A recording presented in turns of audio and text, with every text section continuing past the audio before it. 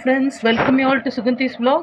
இன்றைக்கி ரொம்ப ஒரு சுவாரஸ்யமான பிக்லிங் மெத்தடு, அதாவது வடுமாங்காய் தான். சொல்லவே நாக்கெல்லாம் எச்ச ஊறும். ஸோ இந்த மாதிரி திருமூர்த்தி வடுமாங்காய் வாங்கி நல்லா வாஷ் பண்ணிவிட்டு சுத்தமாக ஒன்று கூட கிடாமல் இருக்கக்கான நான் வழி சொல்கிறேன். சீடோடு இப்படி பாதி பாதியாக வெட்டிக்கிறோம். இதில் இப்போ ஏதாவது ஒரு நல்லெண்ணெய் எடுத்து தடவிக்க போகிறேன். ஒன்றா சிரமம் பார்க்காம தண்ணி இல்லாமல் தொடச்சி பேப்பர் டவல்ஸில் போட்டு ட்ரை பண்ணியிருக்கேன்.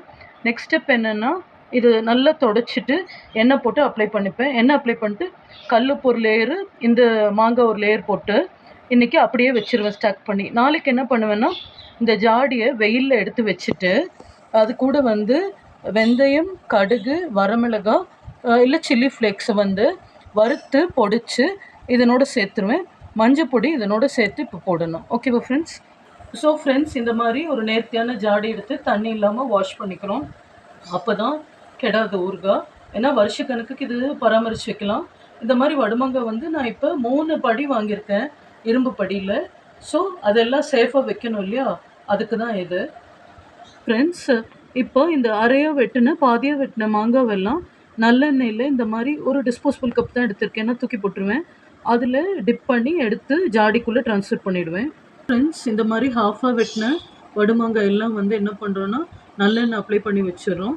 இப்போ நல்லெண்ணெய் அப்ளை பண்ணி வச்சு, ஸோ ஃப்ரெண்ட்ஸ், இந்த மாதிரி கால் ஜாடிக்கு அதை ரொப்பிட்டேன். ஹாஃபாக வெட்டி தண்ணி இல்லாமல் வாஷ் பண்ணதை நல்லெண்ணெயில் டிப் பண்ணி வச்சுருக்கேன். இப்போ ஒரு கை இந்து உப்பு பொடி செஞ்சது போட்டுருவேன். ஸோ நெக்ஸ்ட் ஸ்டெப் இந்த மாதிரி பொடிச்சு வச்சுருக்கேன் இந்து உப்பை. இது ஒரு கை அளவுக்கு எடுத்திருக்கேன். உங்களுக்கு பார்த்தா தெரியாதுன்றதுக்காக அளவுக்கு இதில் எடுத்திருக்கேன். இப்போ இது உள்ளே போட்டுட்டேன். இது அப்புறம் மிக்ஸ் பண்ணுவேன். ஸோ ஃப்ரெண்ட்ஸ், இப்போ இந்து உப்பு உள்ளே போட்டிருக்கேன். இது ஒரு ஷேக் பண்ணி மிக்ஸ் பண்ணிடுவேன்.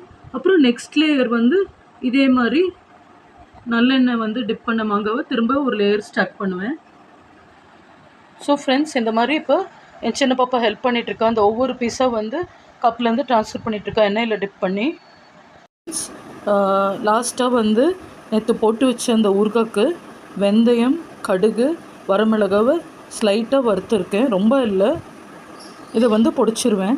அந்த பொடிச்சதை இப்போ இந்த மாதிரி வடுமாங்காய் ஊறுகாய்க்குள்ளே அப்படியே போட்டுருவேன். அதாவது நேற்று இதில் உப்பு, மஞ்சள், அப்புறம் எண்ணெய் ஊற்றி வச்சுருக்கேன். இப்போ ஓகேவா, சூடு பண்ணி இதனோட அசைட்டூள், வெந்தயமும் கடுகும் வரமிளகாவும் லைட்டாக வறுத்ததை பொடிச்சிட்டு இதில் ஆட் பண்ணிடுவேன். ஸோ இந்த மாதிரி சில்லியும் வெந்தயமும் கடுகும் போட்டு ஃப்ளேக்ஸை உள்ளே போட்டுருவேன். ஆடட் டு இட், நாளைக்கு வேணும்னா கொஞ்சம் வடுமாங்காய் உலர்த்தி ஒரு